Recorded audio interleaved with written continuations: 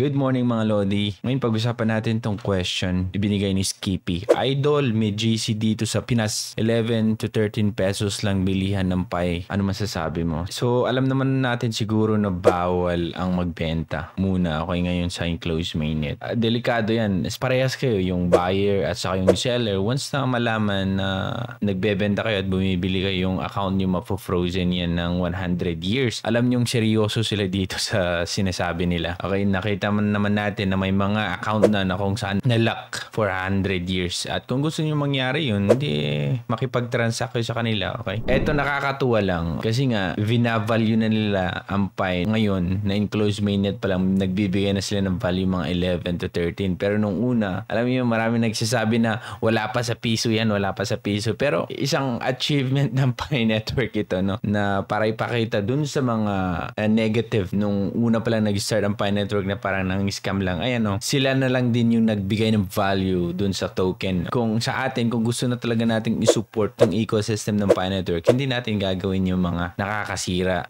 dun sa account mo at saka dun sa seller. Okay? So, pakinggan natin tong video na to. Salamat sa Pi Network Worldwide. Here we'll be introducing Pi's apps platform. Let's look at why we need an apps platform. Our first goal in phase 2 is building value. As discussed in our strategy overview video, to build value, the network needs to build intrinsic utility for Pi by enabling people to spend Pi to exchange for, be it entertainment, access, influence, knowledge, or buying and selling real goods and services. To create a full-fledged ecosystem that mirrors the breadth and scale of traditional economies, it's impossible to have all applications built by the core team alone. So our strategy is to decentralize the development of the Pi's ecosystem through the apps platform. For example, if Pi's marketplace are necessary to facilitate and scale healthy Pi transactions, members of the community or external parties can create Pi apps of different marketplaces that vary by region, language, or different types of services and goods. While the core team can be experts in all varieties of apps, our global community and external parties can be. Pi core team will focus on providing the platform to facilitate others who are more specialized in specific domains to build those apps, such as e-commerce, logistics, supply chains, gaming, real estate, and financial services. In addition to the platform, Pi core team will only develop a few key Pi apps that are closely tied to Pi's vision and community building. Based on our initial research, third-party developers of decentralized applications are very excited to tap into and contribute to Pi's ecosystem through the platform, because Pi's philosophy of user accessibility and large active global community are a rare resource in the crypto space. So what will the apps platform look like? So yun mga Lodi, nakita nyo naman na ngayon pa lang is pinupush na nila yung Pi Apps platform. So binanggit niya din dito about dun sa mga application na kung saan mag-provide ng intrinsic motivation. Ngayon nabanggit niya dito na kailangan nilang mag-tap kasi hindi kaya ng core team ang mag-build ng different applications. Kaya nga andito sila excited. Sabi nga, excited ang mga developers ilagay yung kanilang mga applications na na-build dito sa mga decentralized development. So expect natin na maraming mga applications in the future na papasok dito sa Pi ecosystem. So explain ko